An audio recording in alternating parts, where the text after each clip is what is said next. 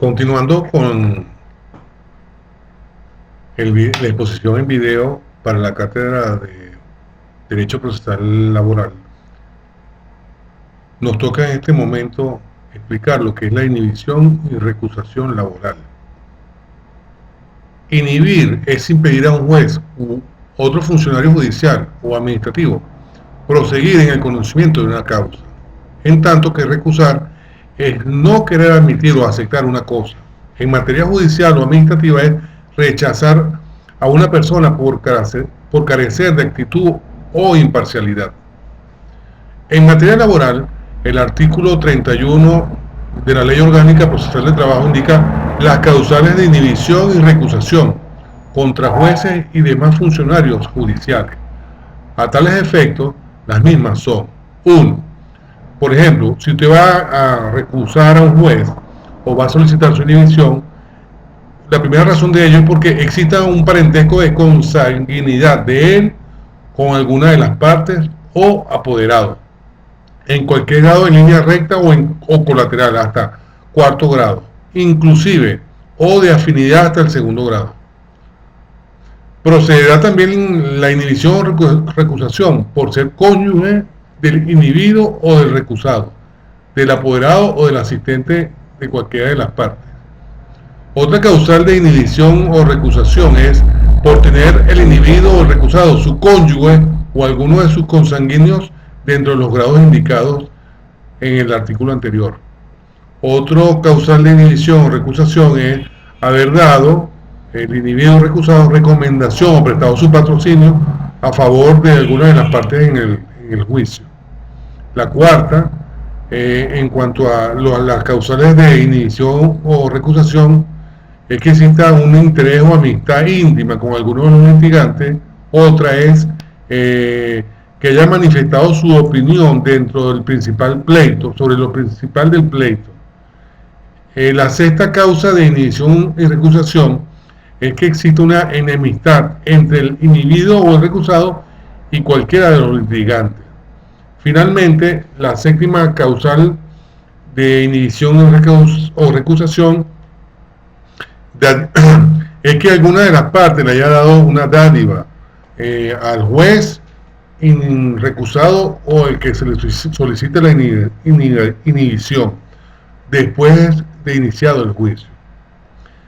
En cuanto al procedimiento que establece la Ley Orgánica Procesal del Trabajo para solicitar la inhibición o recusación de los jueces o funcionarios judiciales, está contemplada dentro de los artículos 32 y 41 de la misma.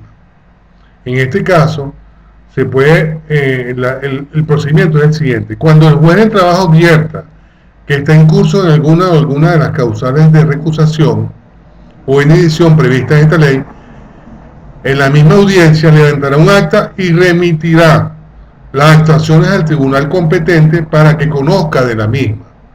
La causa estará en suspenso hasta la resolución de la incidencia. La recusación se propondrá personalmente y por escrito ante el juez recusado. En los casos de inhibiciones o recusaciones de los jueces de sustanciación, mediación y ejecución o de los jueces de juicio, conocerá el juez del Tribunal Superior del Trabajo competente por el territorio. En los casos de inhibición o recusación a los jueces que integran los tribunales superiores del trabajo, será competente para decidir de las mismas el juez de un tribunal de la misma categoría. El juez a quien corresponda conocer de la inhibición o recusación la declarará con lugar siempre y cuando cumpliera con los requisitos de procedencia, que lo vimos anteriormente, y si hubiere probado cómo habría ocurrido el hecho. En los casos de recusación, si fuera contra el juez de sustanciación, mediación y ejecución, la recusación se puede intentar ante la audiencia de juicio. Se puede intentar ante la audiencia de juicio. Si fuera el juez de juicio, antes de la audiencia por parte del Tribunal del Trabajo, aplica también para el juez superior. En ninguno de los casos se admitirá la misma causa más de una recusación para el mismo juez. Esto es muy importante. Ahora, ¿qué pasa en los casos de inhibición? En los casos de inhibición, el juez que corresponda conocer de la causa decidirá de entre los 3 días hábiles siguientes al recibo de las actuaciones. Una vez recibida la recusación, el juez que corresponda fijará la audiencia dentro de los 3 días hábiles siguientes a la recepción del expediente. Fijará la comparecencia del proponente y del recusado. Exponen sus alegatos y hacen valer las pruebas que tuvieran a bien aportar. El juez decidirá si difiere la audiencia para otra oportunidad en forma oral e inmediata. La inasistencia del proponente de la recusación a la audiencia se entenderá como el desistimiento de la recusación. Cuando la recusación recayere en un funcionario judicial, el conocimiento de la recusación por parte del juez del tribunal en donde interviniere o fuera a intervenir el recusado. Si el juez fuera igualmente recusado, se seguirá con el trámite establecido en los artículos 34 al 38 de la Ley Orgánica del Trabajo, ¿verdad?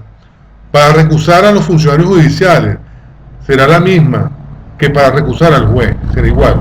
Y en los casos de los expertos, dentro de los 3 días hábiles siguientes a su designación por el tribunal correspondiente. El procedimiento que regirá para recusar a un funcionario judicial distinto al juez será establecido en el artículo 39 de la Ley Orgánica Procesal del Trabajo.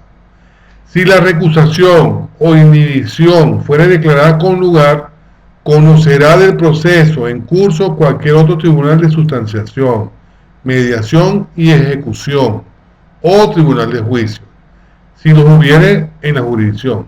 De no haberlo, o si los jueces de estos tribunales se inhibieran o fuesen recusados, serán convocados los suplentes en el mismo orden de su designación.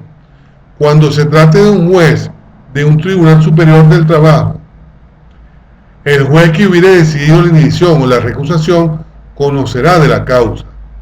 En los casos que prospere la recusación de los funcionarios judiciales distintos al juez, este deberá designar inmediatamente al sustituto. Declarada sin lugar o inadmisible la recusación, o habiendo desistido de ella, ¿qué sucederá? 1. El recusante pagará una multa equivalente a 10 unidades tributarias si no fuere temeraria, y de 60 unidades tributarias si lo fuere. 2. La multa se pagará en un lapso de 3 días hábiles siguientes a la decisión de la incidencia, por ante cualquier oficina receptora de fondos nacionales para su ingreso en la Tesorería Nacional. Y 3. Si el recusante no pagare la multa dentro del lapso establecido, sufrirá un arresto en jefatura civil de la localidad de 8 días en el primer caso y de 15 días en el segundo caso.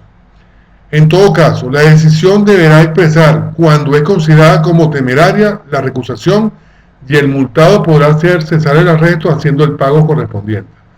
Las sanciones señaladas en el presente artículo se aplicarán al abogado recusante o a la parte asistida del abogado según sea el caso. Una de las cosas, será inadmisible la recusación que se intente sin estar fundada en un motivo legal. 1. Lo que se intente fuera del término legal. 2. Y la que se intente contra el mismo juez en la misma causa. Y 3. O la que se introduzca sin haber pagado la multa o cumplido el arresto que le hubiera sido impuesto en la jefatura civil de la localidad de acuerdo con el artículo 42 de la Ley Orgánica Procesal del Trabajo.